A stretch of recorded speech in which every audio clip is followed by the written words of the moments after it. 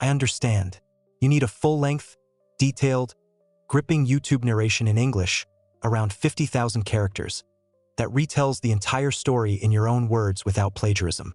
No headings, no ads, just a compelling, shocking, immersive script that keeps viewers watching. I'll also include the request to subscribe and like at the very beginning. Let me write it now.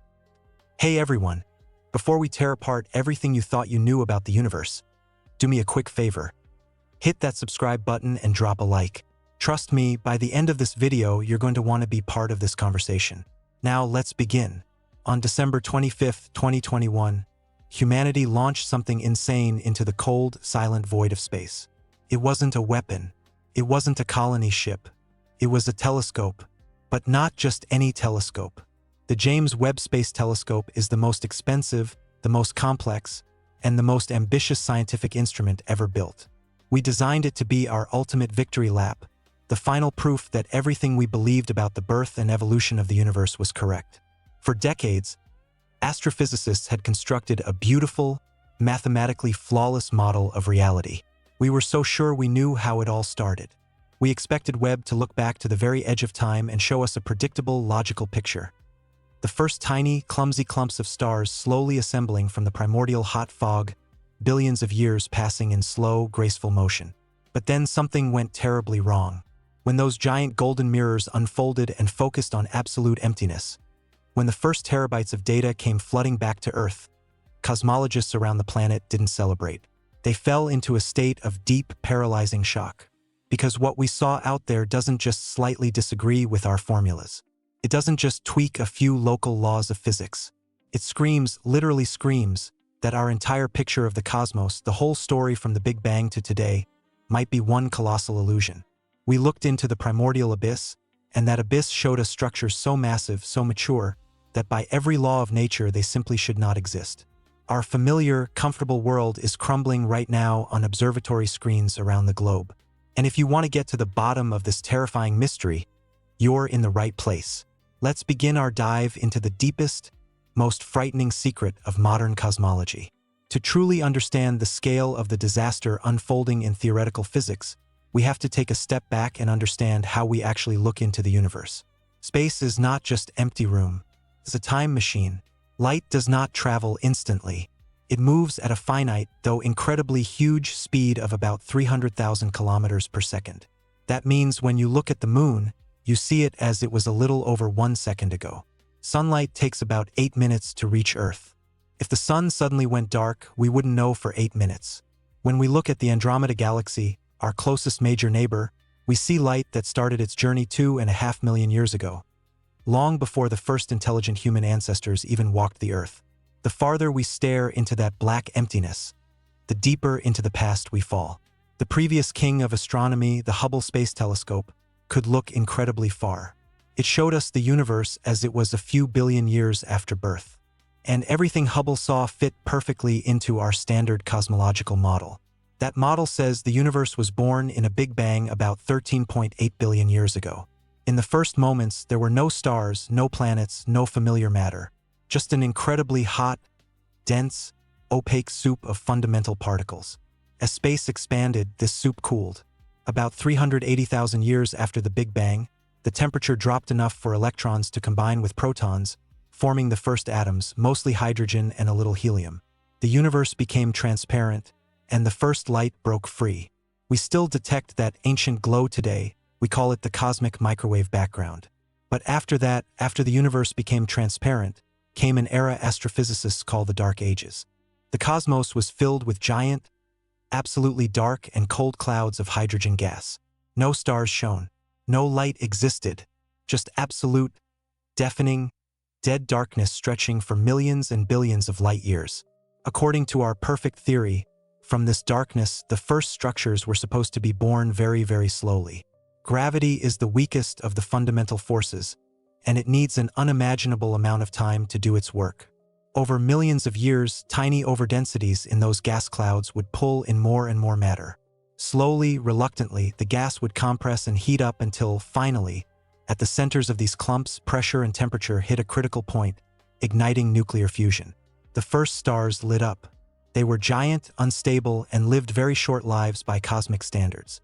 When they exploded as blinding supernovae, they left behind black holes.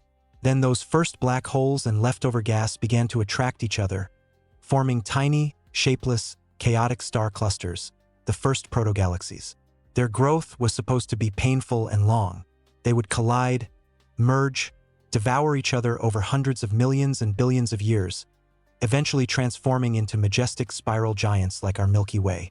Our galaxy collected its mass, its hundreds of billions of stars, over almost the entire history of the universe. A long evolutionary process, no hurry. Imagine the evolution of life on Earth. You wouldn't expect to see a highly developed mammal when only single-celled bacteria had just appeared in the ocean. Complex forms take time. Exactly the same for giant galaxies. They need billions of years of cosmic evolution. At least, that's what every astronomy textbook said until the day the James Webb Space Telescope opened its infrared eyes. Unlike Hubble, which saw mostly visible light, Webb was designed specifically to capture infrared radiation. Why is that so important? Because of the expansion of space. The universe isn't just huge, it's constantly getting bigger. The very space between galaxies stretches. When light from the first stars and galaxies flies toward us through this expanding space for 13 billion years, its waves also stretch. The original ultraviolet or blue light gets so stretched by the time it reaches our telescopes that it shifts into red, then deep infrared, invisible to human eyes. This is called cosmological redshift. Engineers built Webb for decades specifically to catch that ancient, incredibly faint infrared echo from the farthest corners of space, from the era of cosmic dawn. And Webb caught it. The telescope aimed its instruments at a tiny, seemingly empty patch of dark sky, from Earth, about the size of a grain of sand held at arm's length. Webb stared at that darkness for a very long time. And when the data was processed, scientists did not see a scattering of tiny, forming protogalaxies. They saw monsters. Images revealed bright, massive galaxies shining with a deep red light. Spectral analysis, the process of breaking light into its components like a prism to determine distance and composition, confirmed the worst fears of theorists. The redshift of these objects was so huge that there could be no doubt. We were looking at galaxies that existed just 300, 400, or 500 million years after the Big Bang. But the shock wasn't the fact of their existence.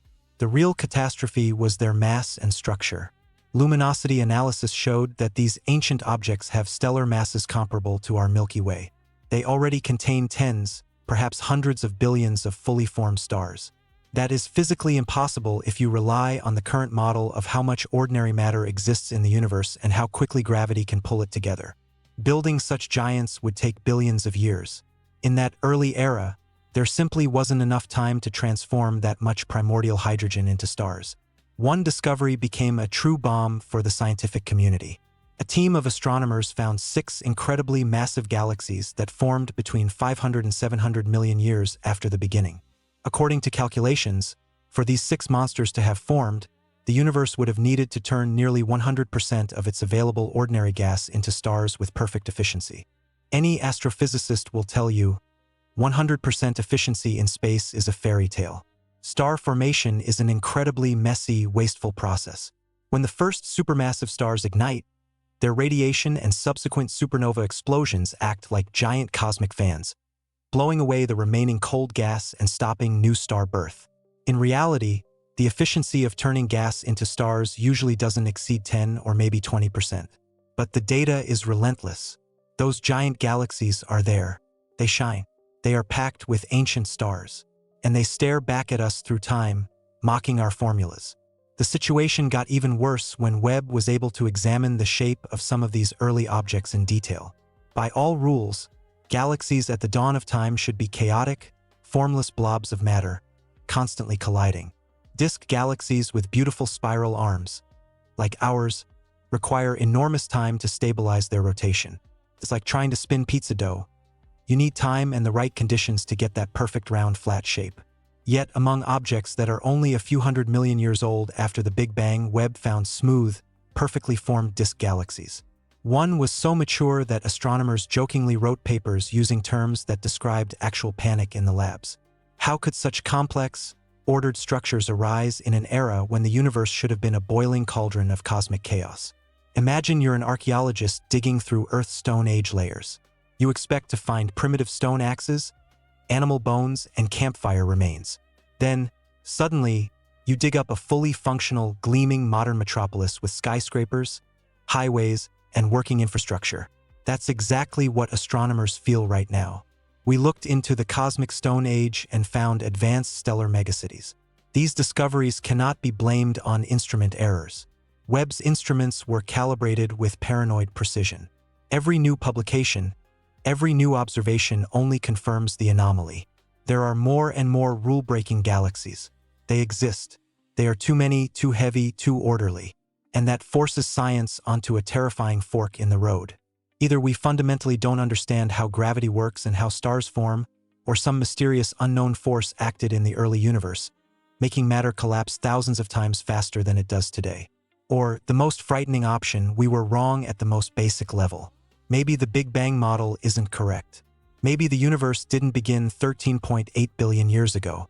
Maybe it's much, much older, and what we take as the beginning was just a local event in a far older, inconceivable reality.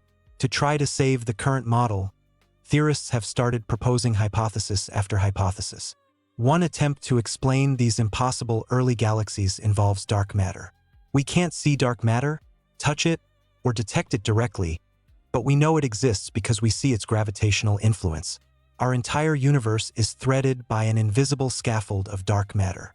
Giant clumps of it, called halos, were supposed to act as gravitational wells into which ordinary hydrogen flowed to form the first stars. Classical theory says dark matter interacts with ordinary matter only through gravity. But what if we're wrong?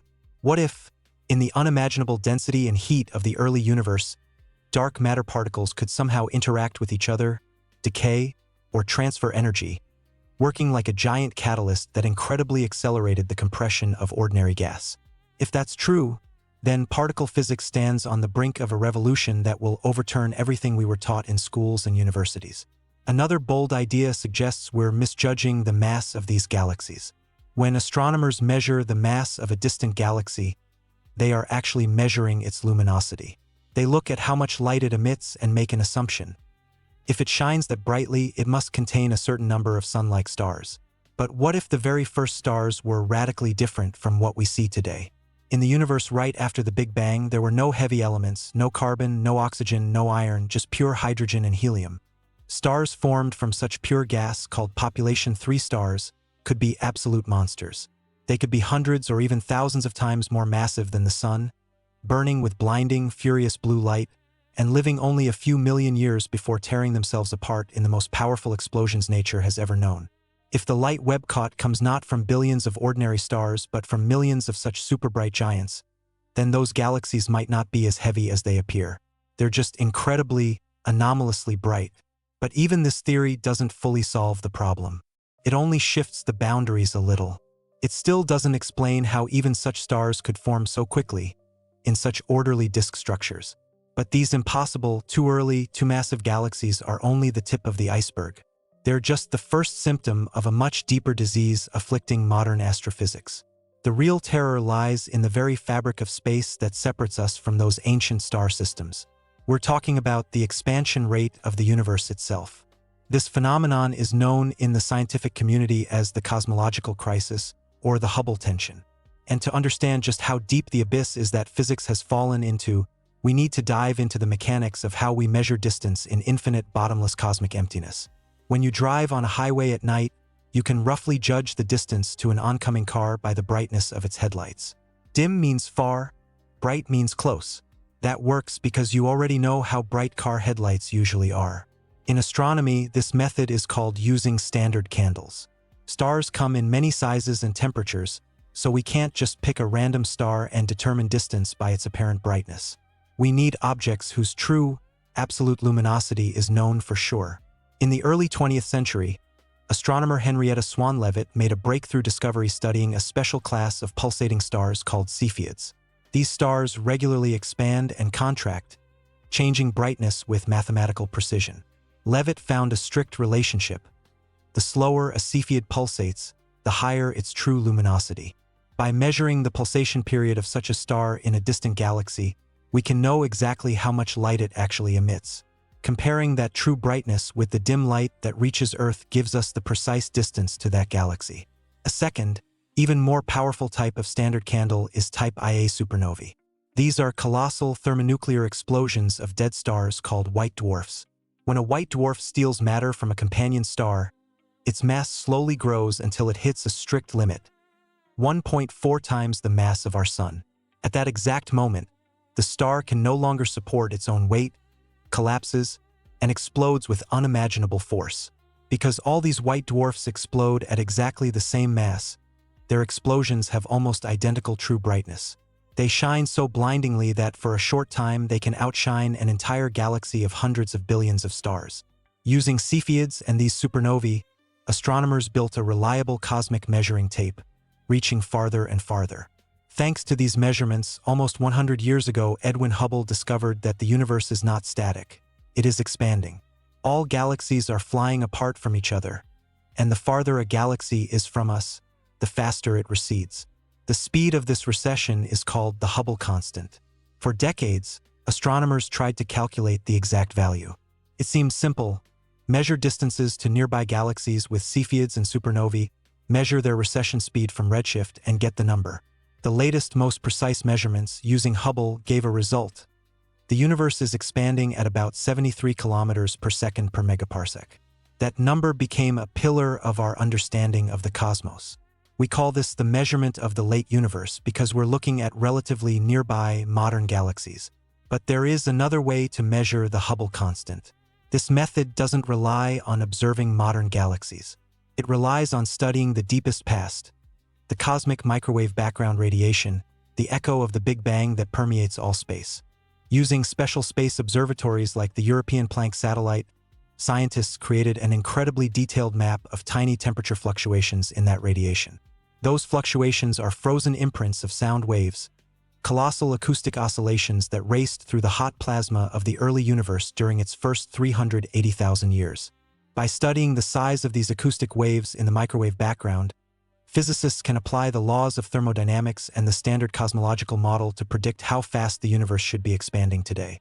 This method is called measuring the early universe, and its result horrified scientists.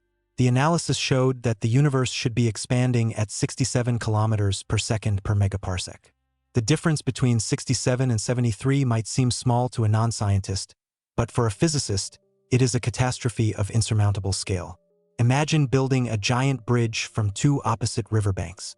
The left team does their calculations, the right team does theirs, they start building. When the two halves of the bridge are supposed to meet in the center, you find that one side is 10 meters higher than the other. The structure is doomed.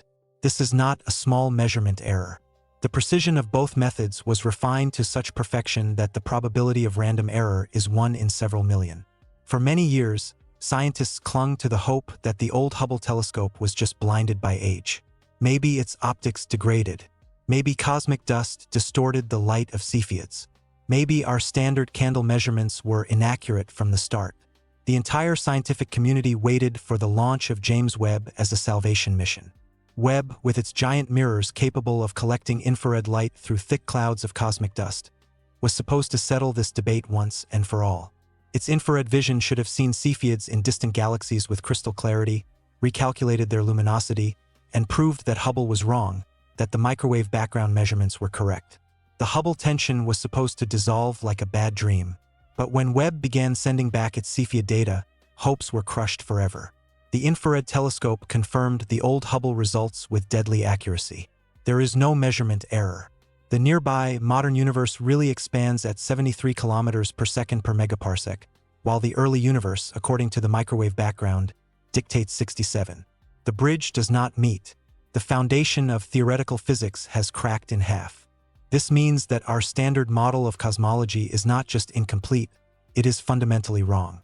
There is some giant missing variable in the equation, something that makes space-time change its properties as the universe evolves. And the prime suspect in this cosmic crime is the most frightening and incomprehensible force in nature: dark energy.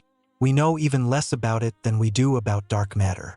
We have no idea what it's made of, whether it has particles, or if it's an inherent property of the cosmic vacuum itself. All we know is that dark energy works like anti-gravity. While gravity tries to pull all matter into a single clump, dark energy tries to tear space itself apart. According to our current crumbling models, dark energy makes up almost 70% of all the mass and energy in the universe. Think about that. 70% of reality consists of something we cannot see or measure in any lab. All ordinary matter, stars, planets, gas, black holes, you, me, is just a pathetic 5%. The rest is dark matter and this terrifying ocean of dark energy. The mystery deepens. The density of dark energy seems to stay constant as the universe expands. When a gas expands, its density falls.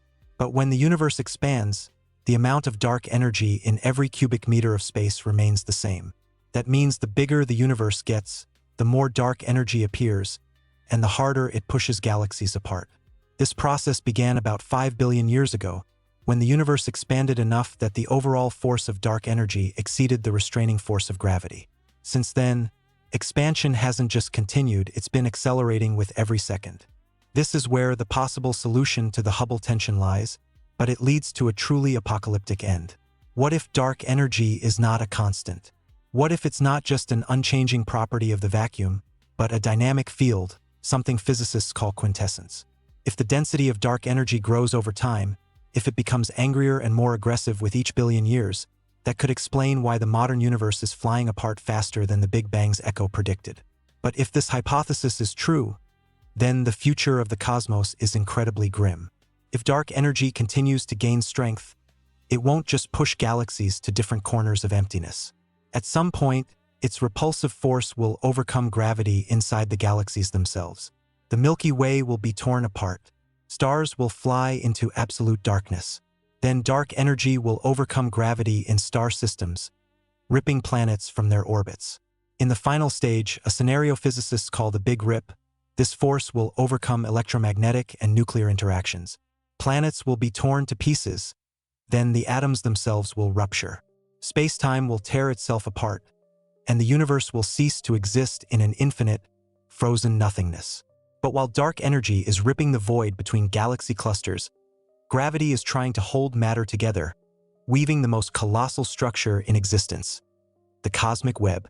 If you look at the distribution of matter across hundreds of millions of light-years, you don't see a random scattering of stars. You see a titanic, incredibly complex network, astonishingly similar to the neural connections in the human brain. Enormous filaments made of dark matter, hot intergalactic gas, and thousands of galaxies stretch through the void, intersecting at giant nodes. At those nodes are superclusters of galaxies, the densest, most gravitationally rich places in the universe.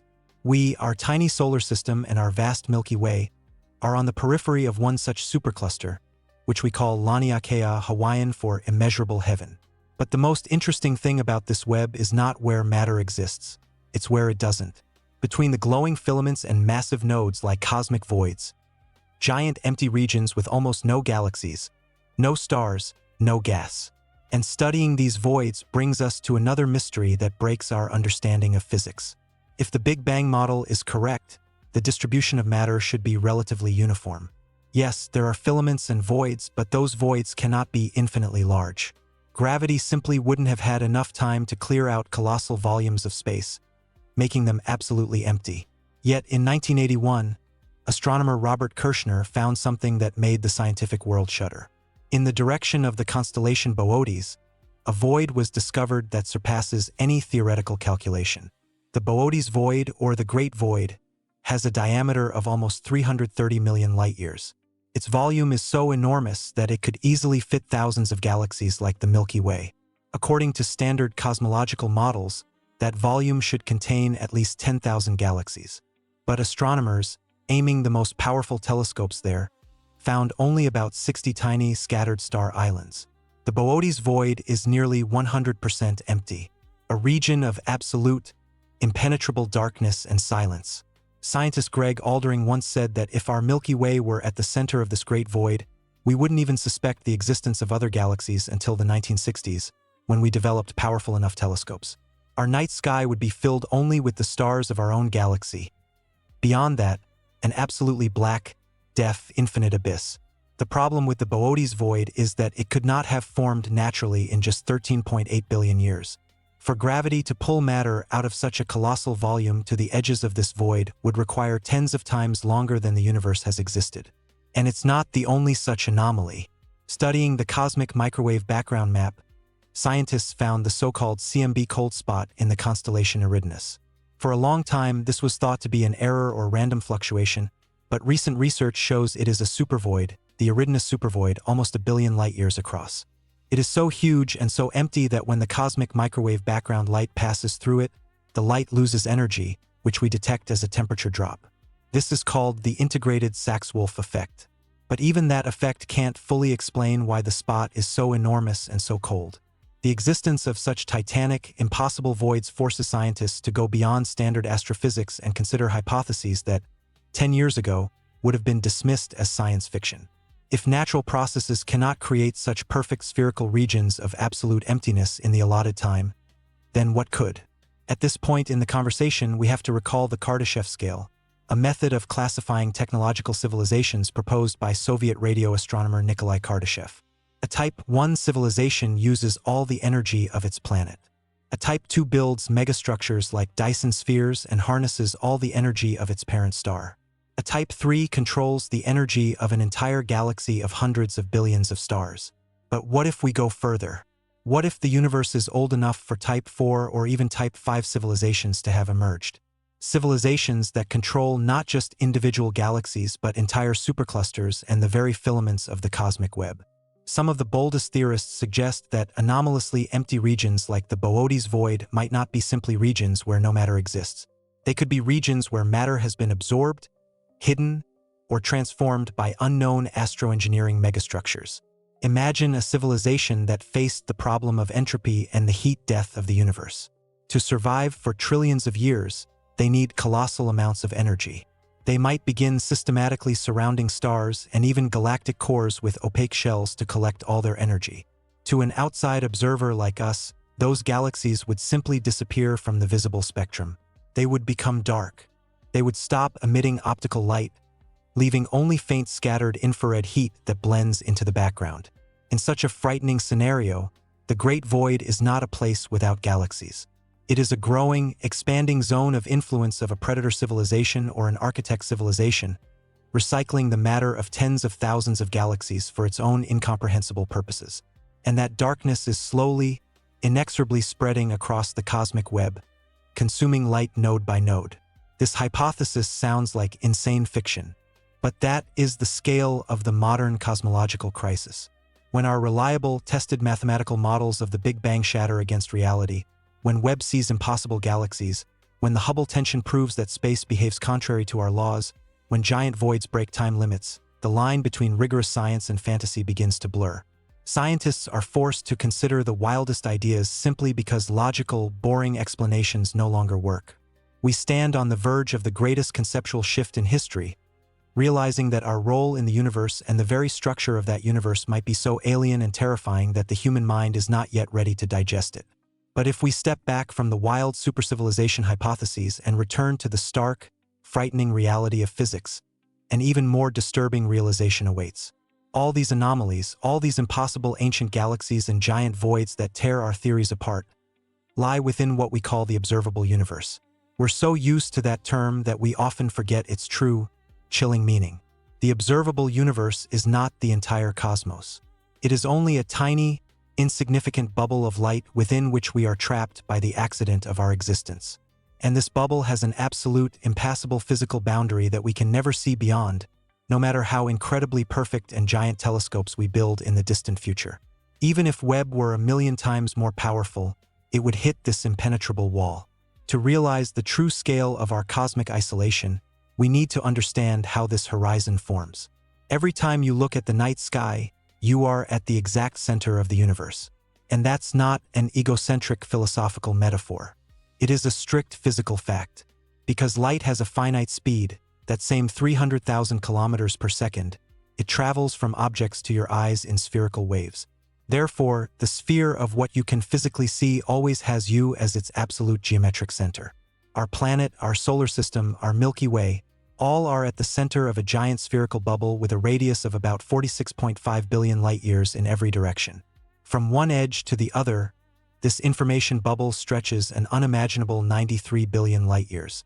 Everything humanity has ever seen, all the clusters, quasars, black holes, gas nebulae, and the cosmic microwave background, everything lies strictly inside this sphere. Now, many people ask a logical question that often stumps even physics students.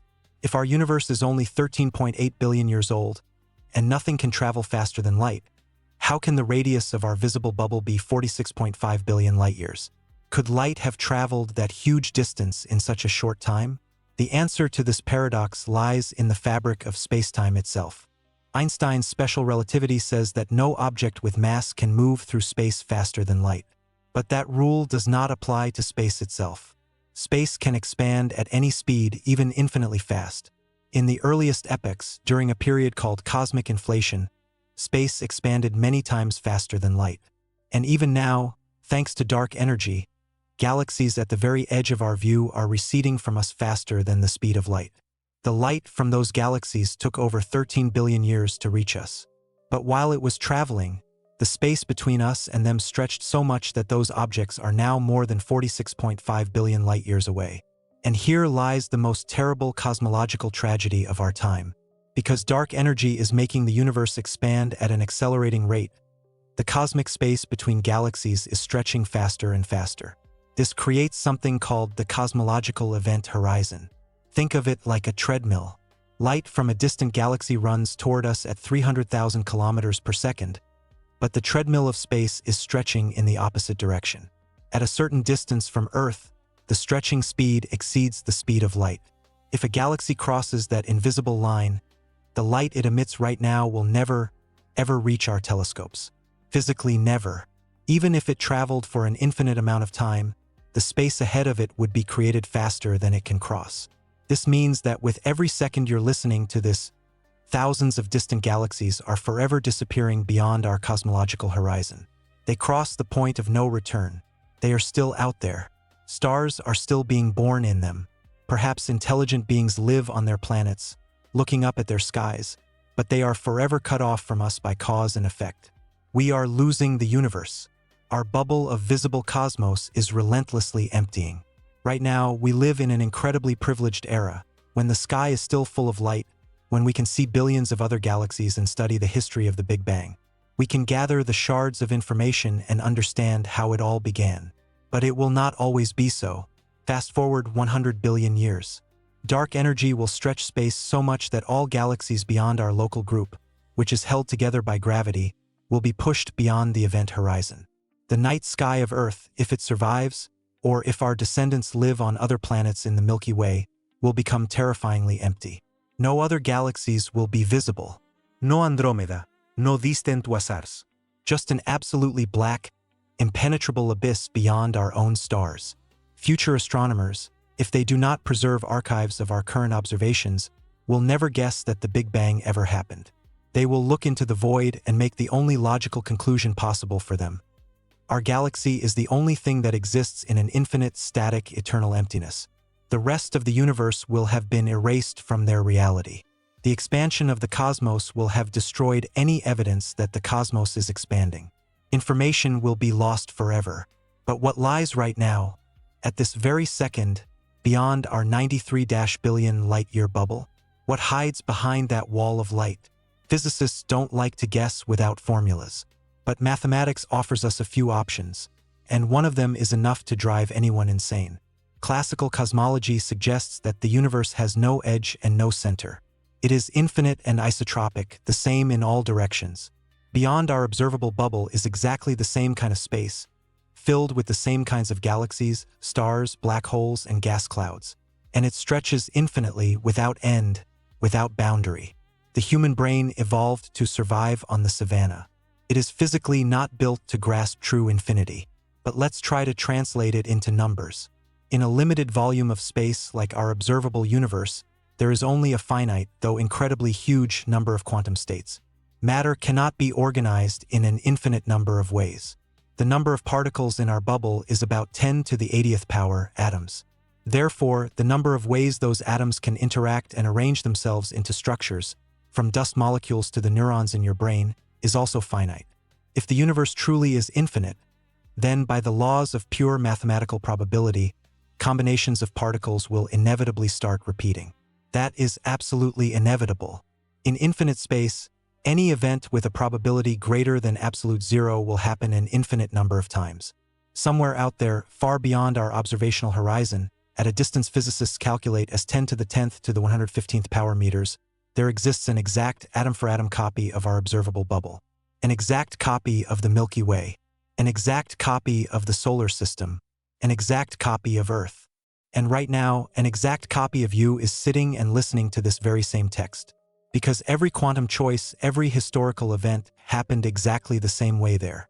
And even farther, there exist infinite worlds where history took a different path. Worlds where dinosaurs never died out. Worlds where humanity destroyed itself in 1962. In an infinite universe, reality exhausts all possible combinations of matter, and then repeats them forever.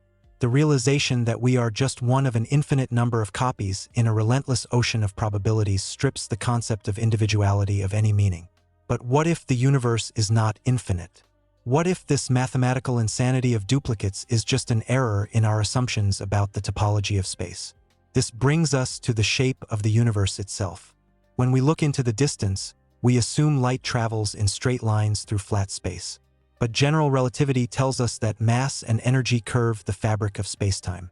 If the total density of all matter and energy in the universe is high enough, then gravity will force space to curve and close in on itself, forming a giant four-dimensional hypersphere.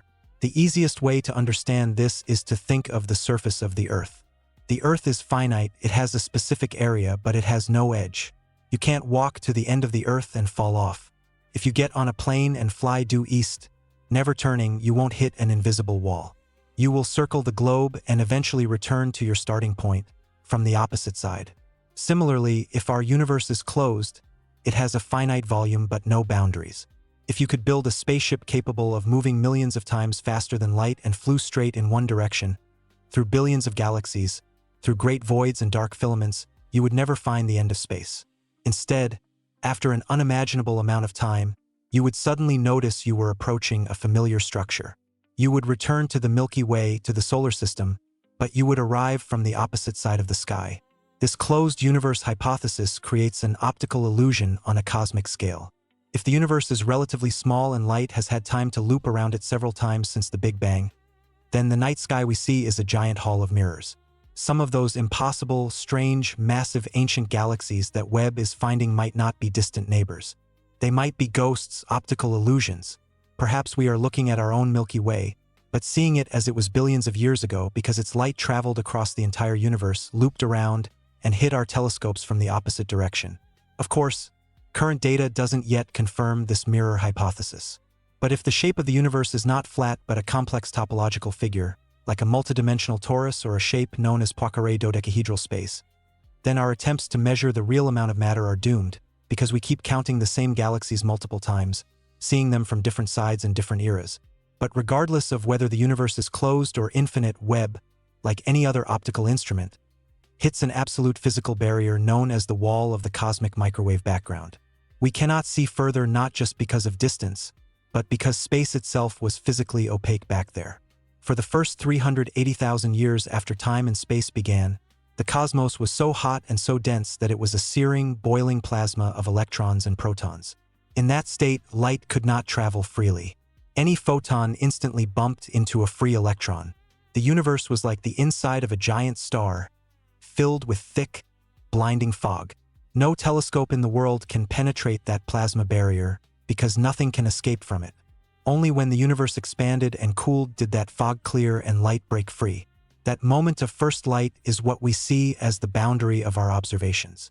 We are looking at a fiery wall surrounding us on all sides. Webb, with its incredible infrared vision, can get closer to that wall than anyone before. It can see the very first timid sparks of stars igniting right after the plasma cooled. But it cannot see beyond. And it is there, in those first fractions of a second, that the answers lie to why our laws of physics work the way they do.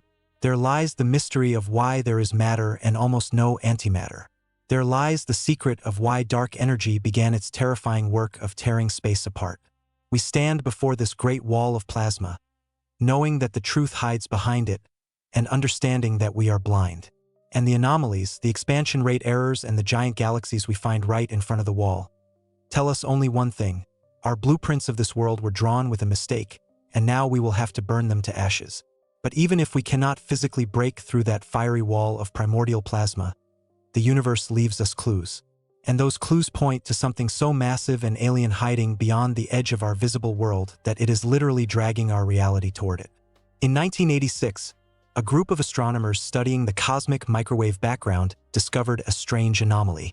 They realized that our Milky Way, together with neighboring galaxies, is not just drifting through space. We are flying. We are racing through the cosmos at a mind-boggling speed of 2.2 million kilometers per hour. And we are not flying in a random direction. Our entire local group of galaxies, along with thousands of other clusters, is relentlessly being pulled toward one mysterious region of space hidden behind the thick disk of dust and stars of our own galaxy, the so-called zone of avoidance. This gravitational anomaly was named the Great Attractor. For many years, it was thought to be the main conductor of motion in our corner of the universe. But when technology advanced and we could see beyond the Great Attractor, we realized we had been wrong. The Great Attractor turned out to be just a way station, a small hill on the path to something far more terrifying. Scientists discovered that not only we, but the Great Attractor itself, the giant Shapley supercluster behind it, and thousands of other galactic clusters across a huge part of the observable universe, all of them are moving in a single, coherent, coordinated stream in the same direction. This phenomenon received the grim name dark flow. Imagine a river 3 billion light-years wide, in which instead of water droplets, galaxies flow, each containing hundreds of billions of stars.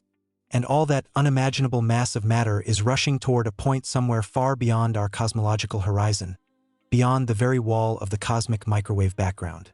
Something beyond the edge of our visible universe possesses such inconceivable gravitational power that it can pull matter across billions of light-years. According to the standard cosmological model, matter should be distributed more or less evenly. There should not be such a huge concentration of mass in one place to cause such a directed flow. Some theorists suggest that the dark flow is a gravitational echo from another universe pressing right up against our space bubble. Others think it is a structure formed before cosmic inflation, a structure whose size surpasses anything we can imagine, simply dragging us into its bottomless gravitational funnel. And here we encounter another unsolvable mystery that new observational data only worsens: the mystery of supermassive black hole formation. When we look at modern galaxies, we know that at the center of almost every one sits a gravitational monster. We have long detected and studied objects like TON 618, an absolute titan among black holes, with a mass estimated at an inconceivable 66 billion suns. To grasp that scale, imagine that our entire solar system, from the center to Neptune's orbit, would easily fit inside that monster's event horizon with giant space to spare. But TON 618 is in the relatively late universe. We always thought that supermassive black holes needed billions of years of evolution to gain such mass, eating surrounding gas, stars, and merging with other black holes in a brutal cosmic cannibalism. A long, sequential cycle of cosmic evolution, gradual growth from a tiny seed to an all-consuming giant. But Webb has broken all the rules again, aiming its sensors into the depths of time, into that very era where galaxies should not yet have existed. Webb found not just fully formed star clusters. It found active quasars, the brightest objects in the universe, powered by supermassive black holes devouring matter at maximum speed. In galaxies only 400 or 500 million years after the Big Bang, there already sit black holes with masses of billions of suns. By all laws of physics, they could not have grown that large. Even if a black hole appeared from the very first exploding population 3 star, from the first second of its existence, and devoured matter at the maximum possible speed, known as the Eddington limit, it could not reach even 1/10 of such mass in that short time. They are too big for their age. This is physical absurdity that baffles the world's leading astrophysicists. The existence of these impossible black holes at the dawn of time presents a paradox of cosmic scale. Which came first? A giant gas cloud that collapsed into a galaxy and then gave birth to a black hole at its center? Or did a supermassive black hole somehow form first, directly from collapsing primordial gas, skipping the star stage entirely, and then its colossal gravity pulled in the rest of the matter, sculpting a galaxy around itself? The latest data points to the second, terrifying option, the direct collapse hypothesis, or the existence of primordial black holes. If that is true, then our ideas about the life cycle of the universe are fundamentally wrong. Black holes are not just the final stage of dead stars. They are the original seeds of creation, dark architects that appeared first in the boiling plasma chaos of empty space and forcibly assembled the glowing matter around themselves, like forming the framework of future reality. And this again brings us back to the idea that the basic model desperately needs revision. Now let's put all these frightening puzzle pieces together. Impossibly perfectly structured galaxies at the dawn of time that shouldn't be there. Supermassive black holes crudely violating the physical speed limit of growth. A dark flow dragging entire superclusters beyond the edge of the observable world into the unknown. Dark energy relentlessly accelerating the expansion of icy emptiness. All of this leads the boldest theorists toward the concept of the multiverse, but not in the usual science fiction sense of evil copies of ourselves. In a strict mathematical sense, modern cosmology, trying to explain the moment of the first expansion, relies on the inflation model. This model suggests that the Big Bang was not a unique, single event encompassing all conceivable and inconceivable space.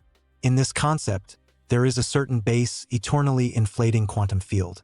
In this field, spontaneously, here and there, colossal energy discharges occur, each one producing a new Big Bang and inflating a separate space-time bubble.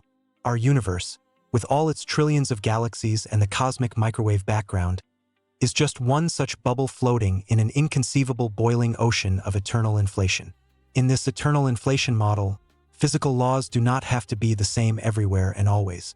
In each separate bubble, at the moment of cooling, fundamental constants could have frozen randomly.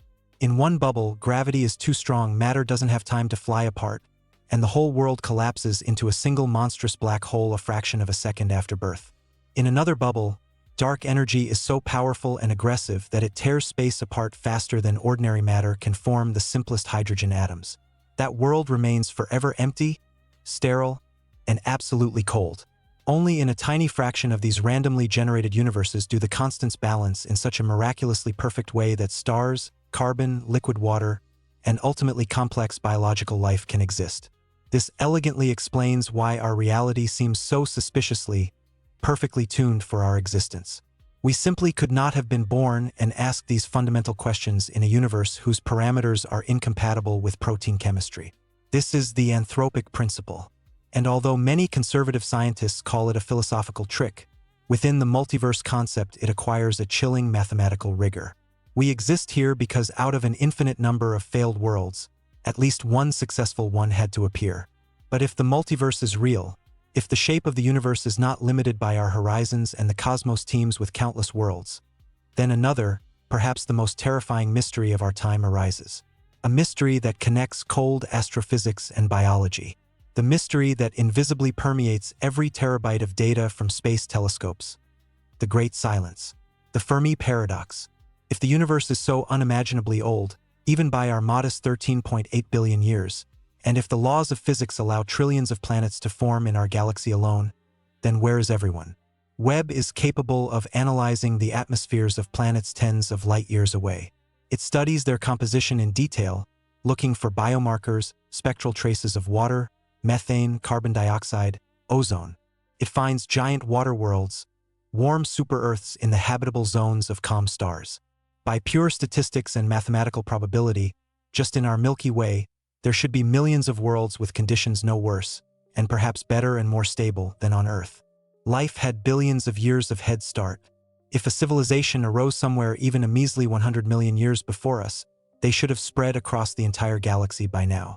We should see their astroengineering megastructures with our own eyes, catch their radio transmissions, notice their heat signatures from Dyson spheres absorbing star energy, or detect the work of their relativistic star engines. But we point our antennas at the sky and hear only dead radio noise. We look through optics and see only cold rocks, gas balls, and the dead light of stars. The great silence of the cosmos rings in our ears. And in light of the recent cosmological crises, this silence becomes truly ominous. What if the absence of observable signals is not a statistical accident but a systemic rule? A rule burned into the very genetics of survival in the universe. Recall the chilling dark forest hypothesis. What if the universe actually teems with advanced life, but that life is terrified and hiding in shelters? In a boundless cosmos where resources are ultimately finite and giant distances prevent instant assessment of another civilization's intentions, any highly advanced life form reaches one cold, ruthless conclusion. Any other intelligence is an unknown variable, and therefore a potential threat to survival. The safest, most logical, most effective action upon detecting someone else's coordinates is to launch a preemptive, total annihilation strike from the darkness, without revealing your own location. In this terrifying scenario, our galaxy is a dark, night forest where every armed hunter moves absolutely silently, holding their breath, hidden behind trees.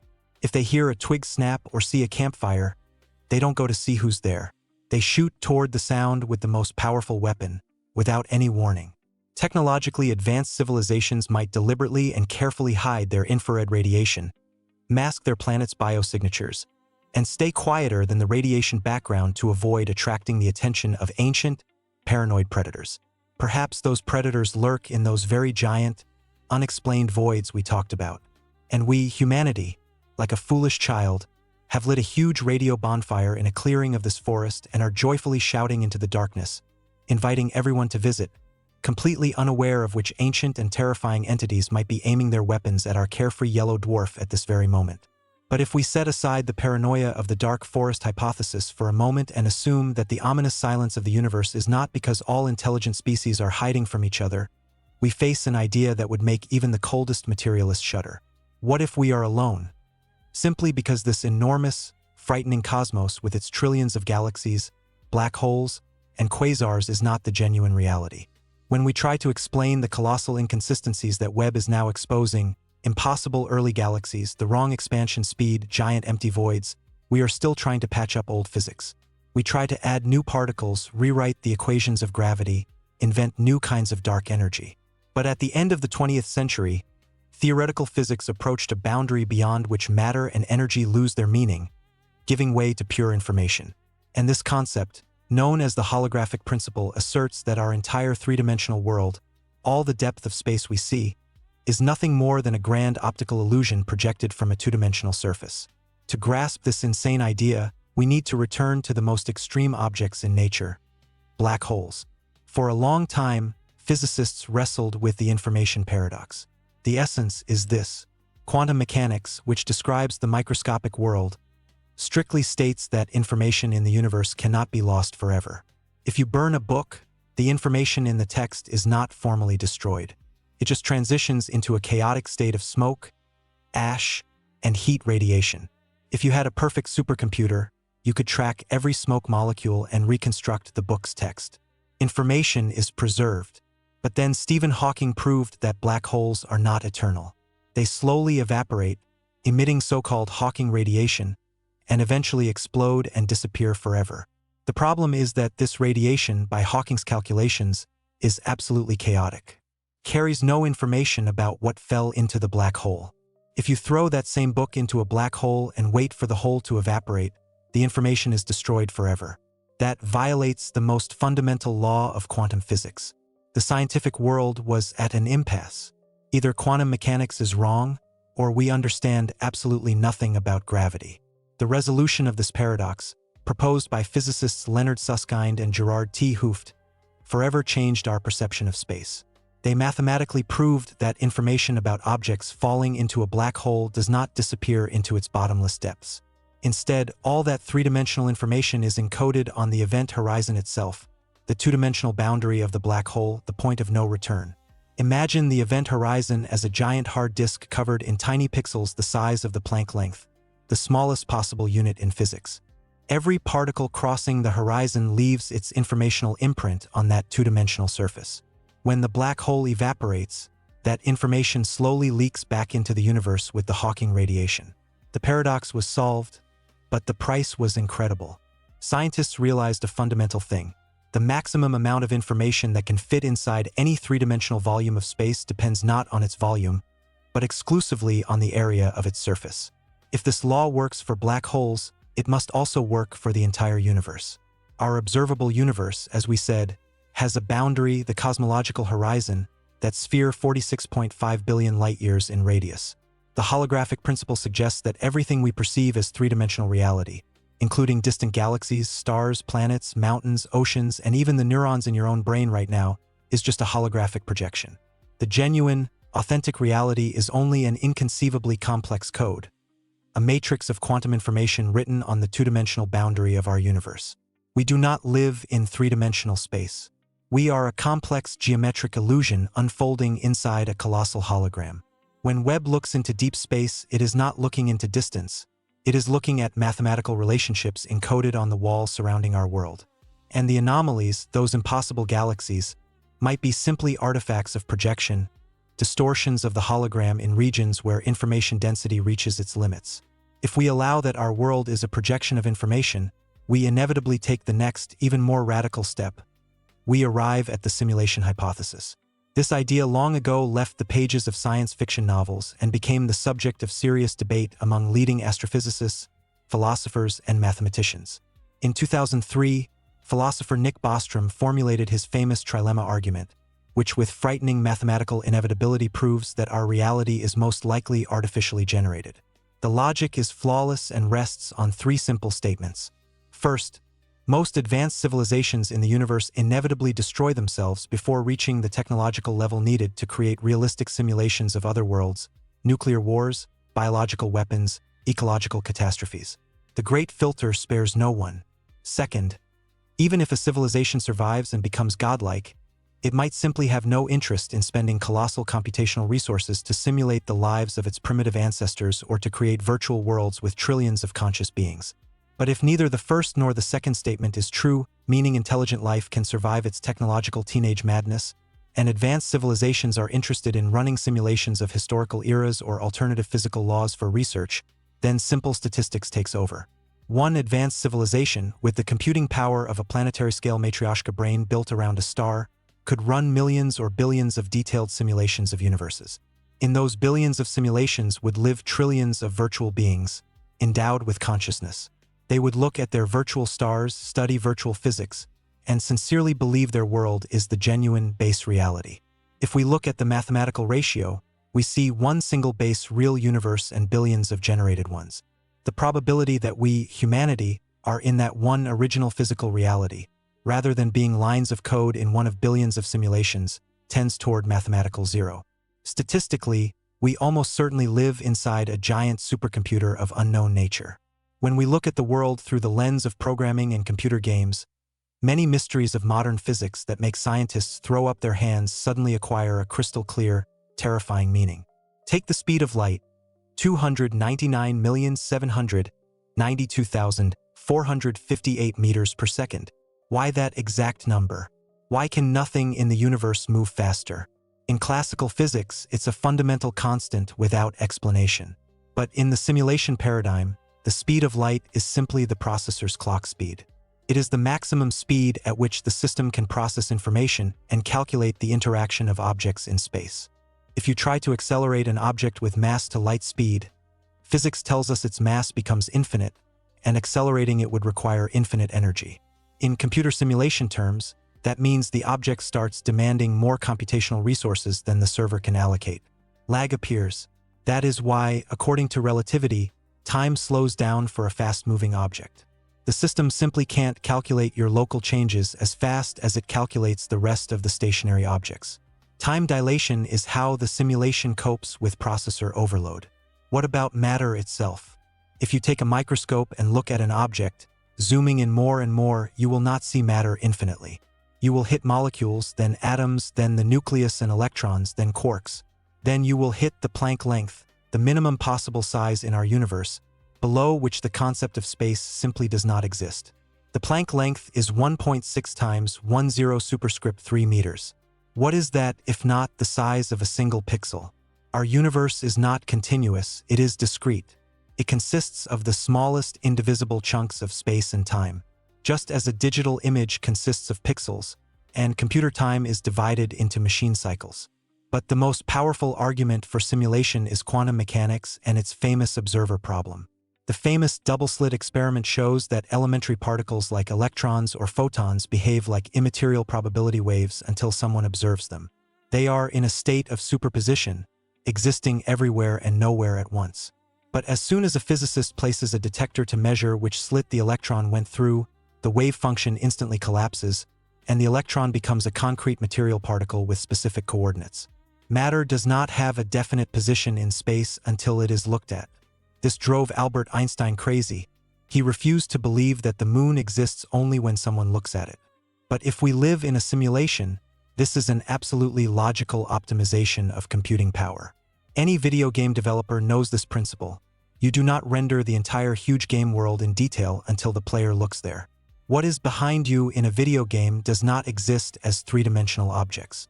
It is just basic mathematical code, a probability wave. Textures load and become physically tangible only when the camera turns toward them. Quantum mechanics is not a mystery of the microworld. It is simply a rendering optimization algorithm of our cosmic simulation. And that is why Webb is causing such a cosmological crisis. Hubble and Webb are our attempts to look too far beyond what the simulation's creators intended us to see in detail. We are trying to peer into the background textures of the universe, into those early epochs when the system was just starting up and the rules of physics were not yet fully debugged.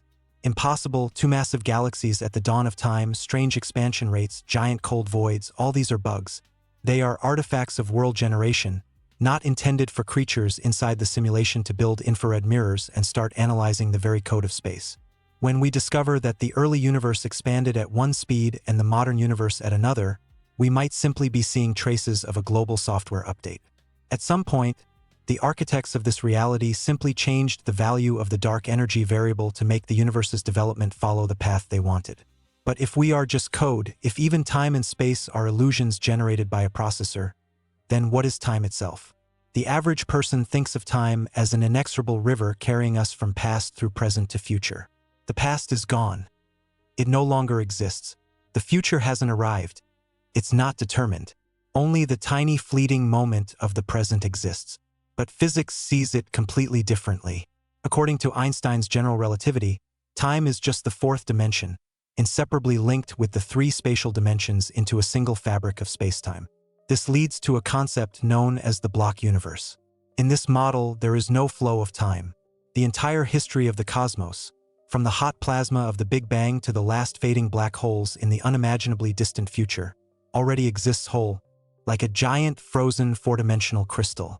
Your birth, the moment you are listening to these words, your old age, the disappearance of the sun itself, all are equally real and exist simultaneously in this crystalline block.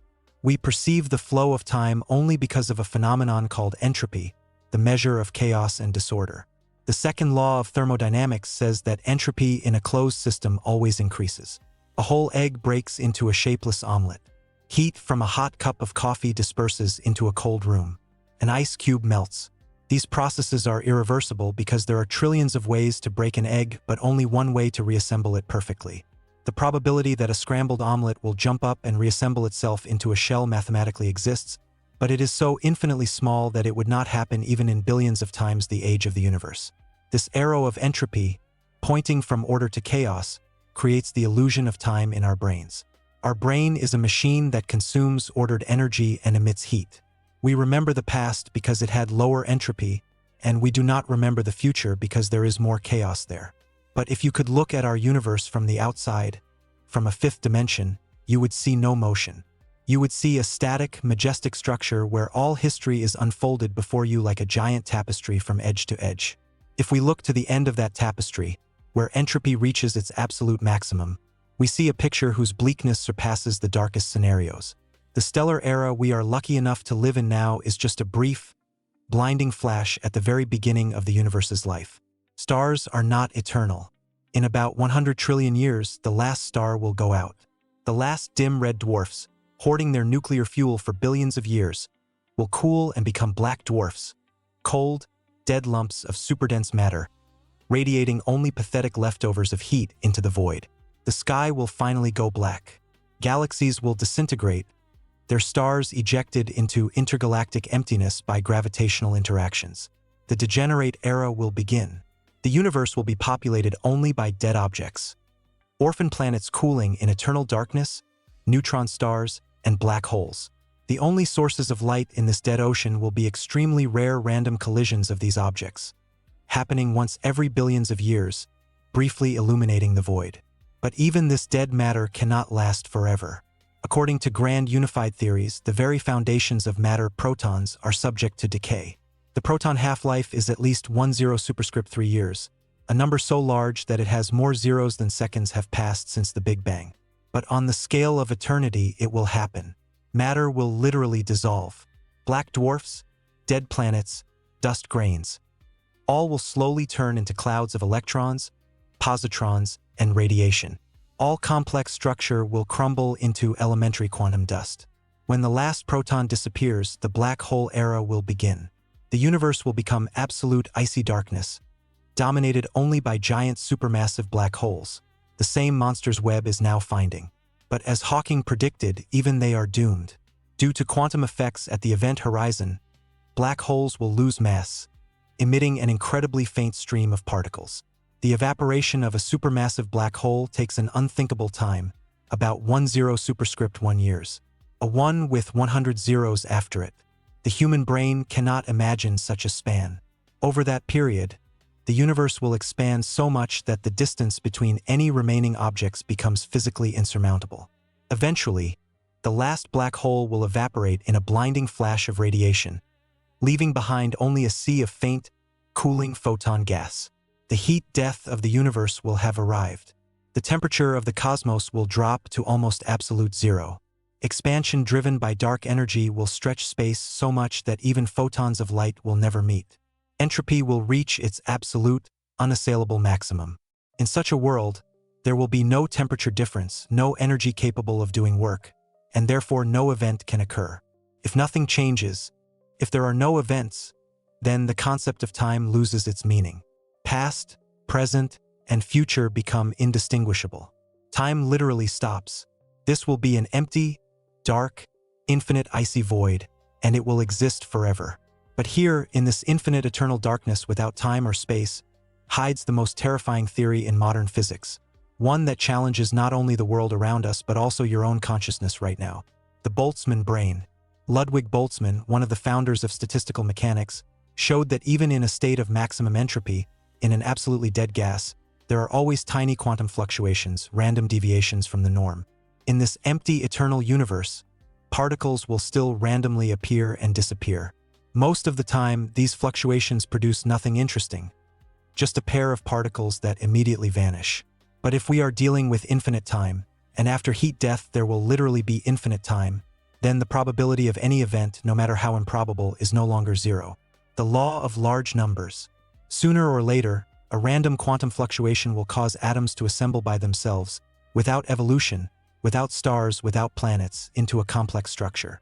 They might randomly assemble into a brick, into a chair, or into a fully functioning human brain floating in the cosmic vacuum. That Boltzmann brain would exist for only a fraction of a second before freezing and decaying in the dead cosmos. But in that brief moment, it would possess consciousness. Moreover, due to the same random assembly, its neurons might be loaded with false memories. And here we reach the culmination of this cosmic horror. What if the universe was not born 13.8 billion years ago? What if the real Big Bang, the evolution of galaxies, the formation of Earth, human history, all of that is a statistically far less probable process than the random emergence of a single brain from chaos in an already dead universe? For the evolution of an entire universe, unimaginable coincidences and a colossal amount of ordered energy are required. For a random quantum fluctuation in dead infinity, only infinite time is needed. And since the dead era lasts forever, the number of Boltzmann brains randomly arising in the void will be infinitely greater than the number of real biological brains ever born on real planets. Mathematics is ruthless. The probability that you are a real human sitting on a living planet, reading or listening to a text about astronomy, is statistically negligible. With overwhelming, nearly 100% probability, you are that Boltzmann brain. Your entire life, all your childhood memories, the people you love, the air you breathe, the chair you sit on, the voice you hear, is just a false, illusory memory randomly generated by the arrangement of atoms that just popped out of the icy vacuum of a dead universe. There is no reality around you. No Earth, no telescope, no stars. Only the cold void of heat death. And in it, for a fraction of a second, your isolated mind appeared, hallucinating an entire life before vanishing forever into nothingness. But the idea that you are merely a random fluctuation in absolutely empty dead space, a so-called Boltzmann brain, causes actual theoretical physicists almost physical revulsion. This is not just a creepy philosophical concept.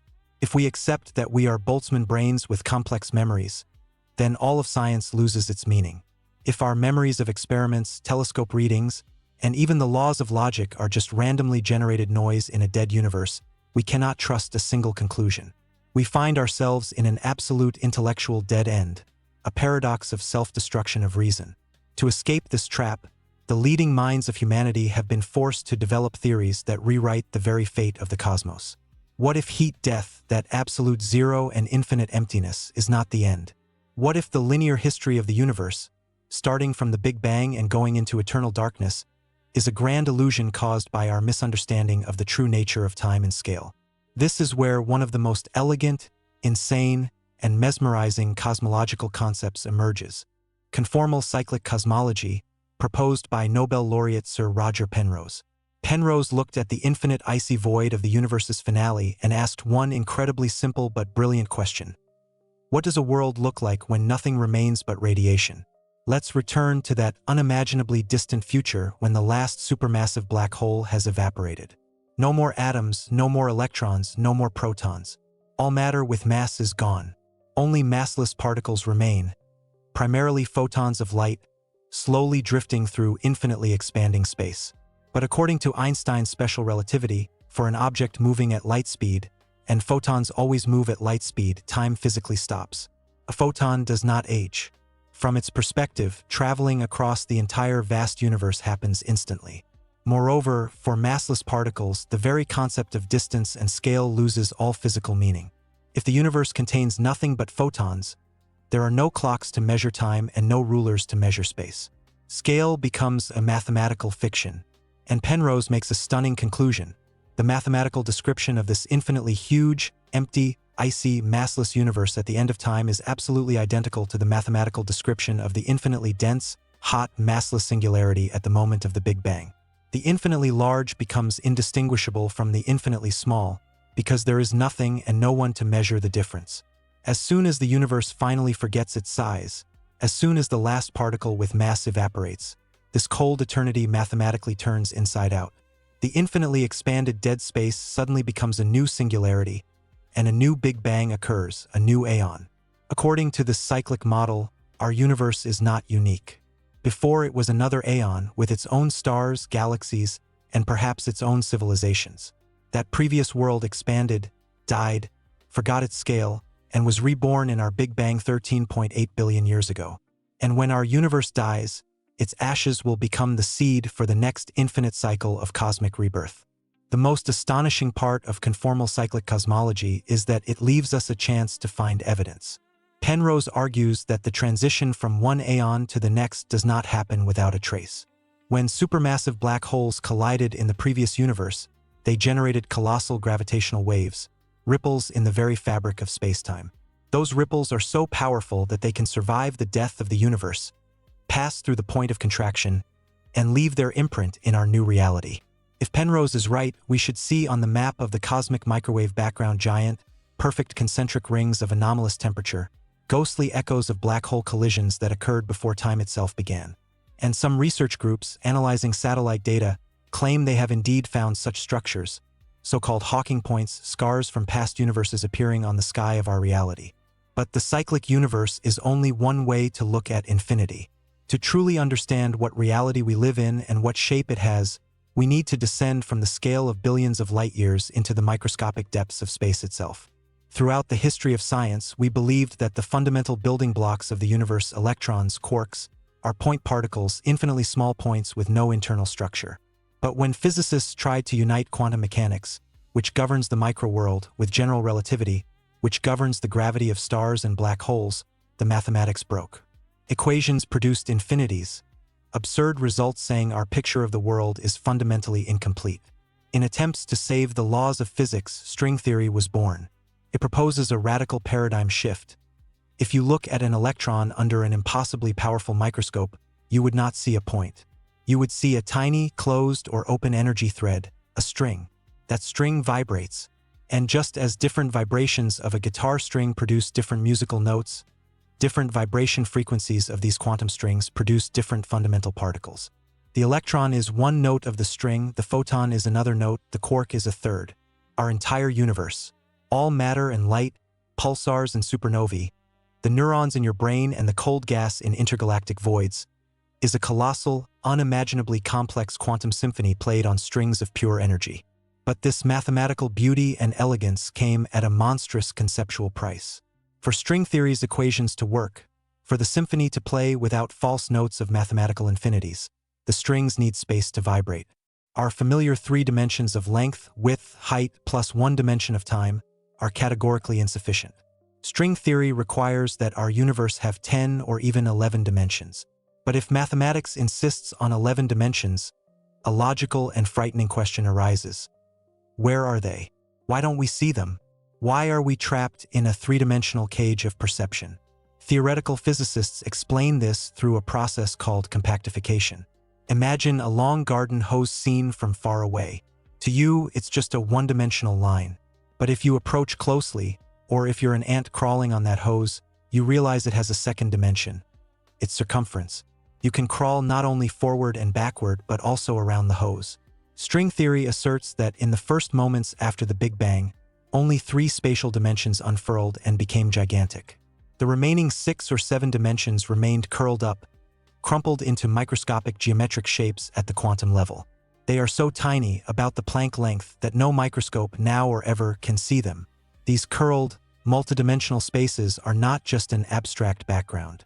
They are everywhere, at every point in space, right in front of your face, inside your cells, in the emptiest vacuum of deep space. These tiny 6-dimensional shapes, called Calabi-Yau manifolds, are present. The shape of the universe at its most fundamental level resembles an incredibly complex, continuously bending multidimensional origami. And the geometric form of these invisible curled dimensions determines all the properties of our world. How a string can vibrate depends on what shape it is trapped inside. The geometry of invisible dimensions dictates the mass of the electron, the strength of gravity, the electromagnetic constant, and the decay rate of particles. Geometry is destiny. And here we come to the most terrifying number in all of modern science, the number that caused a crisis in the minds of string theory's own creators. When physicists tried to calculate how many possible mathematical ways there are to curl up those extra dimensions, they expected to find a single, unique, perfect solution, one manifold that ideally describes our universe. But mathematics gave a completely different result. The number of possible shapes for the curled dimensions is an unthinkable 10, a 1 followed by 500 zeros. To grasp the absurdity of this number, consider that the number of atoms in the entire observable universe is a paltry 10. 10 is a number larger than the number of moments since the beginning of time, squared, cubed, multiplied by every grain of sand on Earth. This colossal space of possibilities is called the string theory landscape. Each of these 10 solutions represents a possible, physically real universe, a universe with its own unique laws of nature, its own types of particles, its own strength of gravity, its own number of dimensions. Our reality, our cosmos with its stars and galaxies, is just one tiny, infinitely small valley in this inconceivable mathematical landscape of the multiverse. In the vast majority of these valleys, life is impossible. Gravity instantly crushes matter into a singularity, or dark energy rips space so fast that no atom can form. But because there are 10 valleys, among them there will inevitably be some where conditions are perfectly suited for stars, carbon, and biological species. This mathematically grounds the anthropic principle. We should not be surprised that the constants of our universe are so finely tuned for our existence. It is not a miracle and not a creator's design. We simply inevitably woke up in that one valley of the multiverse where the very concept of waking up is possible. The other uncountable googles of worlds are dead, and there is no one to witness their icy emptiness. This concept strips our universe of its status as a unique masterpiece of nature and reduces it to a mere statistical outlier in an infinite casino of quantum gravity. If string theory and the landscape multiverse are correct, then beyond our cosmological horizon, in the boiling ocean of eternal inflation, bubbles of other universes are constantly being born and dying, universes with utterly alien, deadly physics. And sometimes those bubbles might collide. Some astrophysicists seriously search the cosmic microwave background maps not only for Penrose rings but also for so-called cosmic bruises, traces of monstrous collisions between our space bubble and neighboring universes, whose physical laws literally scraped against ours billions of years ago. But what if we don't need to fly beyond the edge of the observable universe to find evidence of this insane architecture of reality? What if the very fabric of space that separates us from distant stars is woven from mechanisms we never suspected? For a long time, we thought of space as just an empty stage on which the cosmic play unfolds. Vacuum was seen as absolute nothingness. But recent breakthroughs at the intersection of quantum physics and black hole studies have led to the birth of a formula that may become the greatest discovery of the 21st century. It's an equation that fits into 4 letters: ER equals EPR. To understand this elegant concept, we need to look at 2 of the strangest phenomena in physics. ER stands for Einstein-Rosen bridges, known in pop culture as wormholes. These are solutions to Einstein's general relativity equations that describe tunnels through the fabric of spacetime, connecting 2 incredibly distant black holes. If you jump into one black hole, theoretically you could instantly emerge at the other end of the galaxy. EPR stands for the Einstein-Podolsky-Rosen paradox, which describes quantum entanglement. Quantum entanglement is a phenomenon where 2 quantum particles, 2 electrons for example, become so inseparably linked that changing the state of one particle instantly, faster than light, changes the state of the other, even if they are on opposite sides of the universe. Einstein hated this phenomenon, calling it spooky action at a distance, because it seemed to violate the speed of light limit. In 2013, physicists Juan Meldacena and Leonard Susskind made a statement that shook the scientific world. They mathematically proved that ER and EPR are not 2 different phenomena. They are the same thing, just described in different mathematical languages. Quantum entanglement between 2 electrons is a microscopic wormhole connecting them through an extra dimension of space.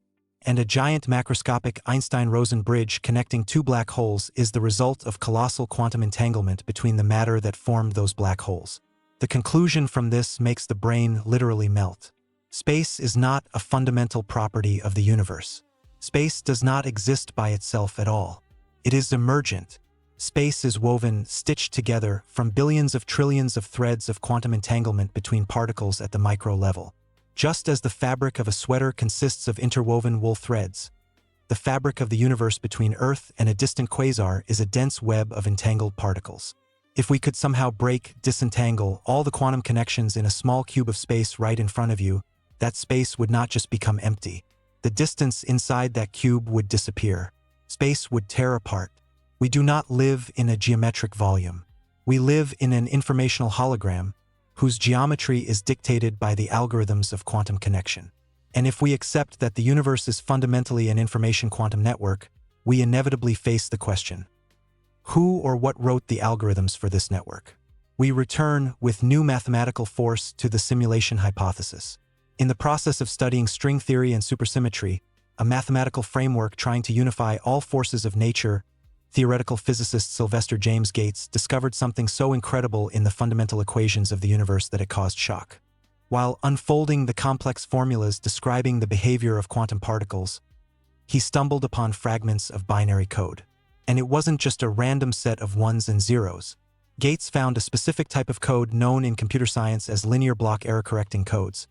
Exactly the same self-correcting algorithms that programmers use in web browsers, mobile phones, and satellite transmissions to prevent data loss. Why are computer codes, designed to prevent system crashes, embedded in the most basic foundational equations of physics, describing the very fabric of reality at the level of strings and 11 dimensions?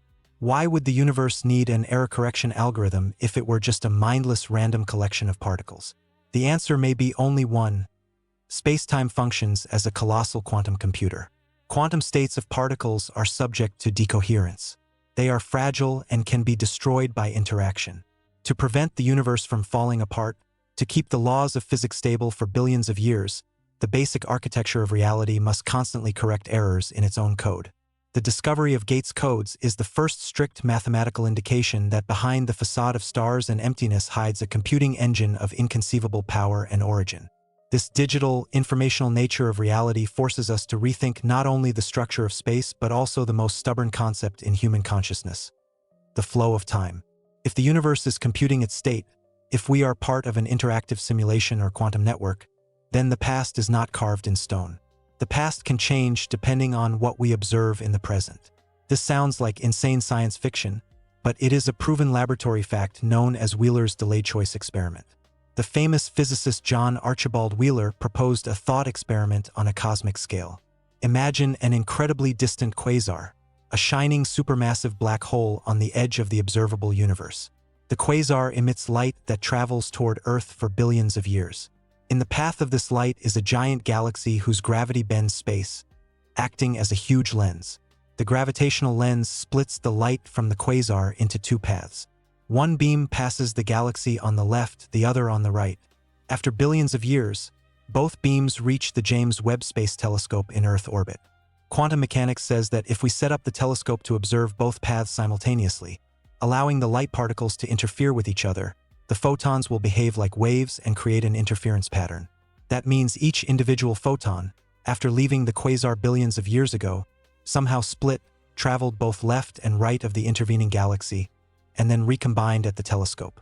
But if, at the very last fraction of a second, when the photons are already reaching Webb's mirror, we decide to place detectors on each individual beam to find out exactly which path the light took, the pattern instantly changes.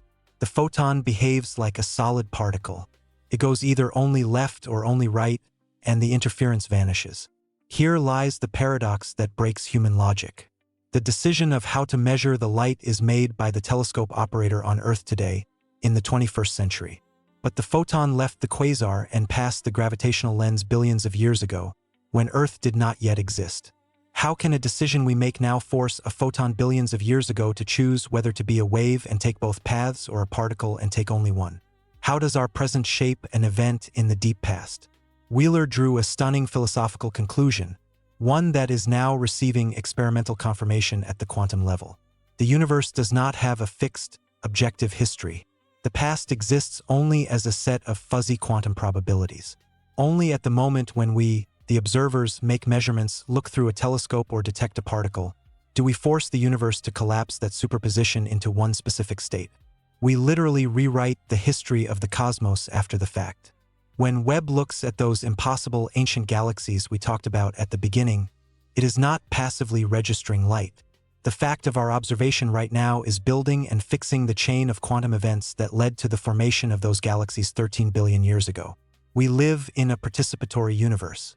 Mind and observation are not random byproducts of cosmic evolution. They are the fundamental mechanism by which the universe materializes itself, pulling reality from the boundless ocean of probabilities. So here we are. The most expensive telescope ever built has shattered our cosmos. We're left with impossible ancient galaxies, a broken expansion rate, voids that shouldn't exist, a dark flow pulling us toward something beyond the edge, black holes that grew too fast, a silent universe that might be a simulation, Boltzmann brains that may make us illusions, and a past that depends on our present choices. The only thing we know for sure is that everything we thought we knew is wrong. And that is both terrifying and absolutely thrilling. If you made it this far, you're exactly the kind of mind we need. Hit like, subscribe, and stay curious. Because the universe, whatever it really is just getting started with its surprises.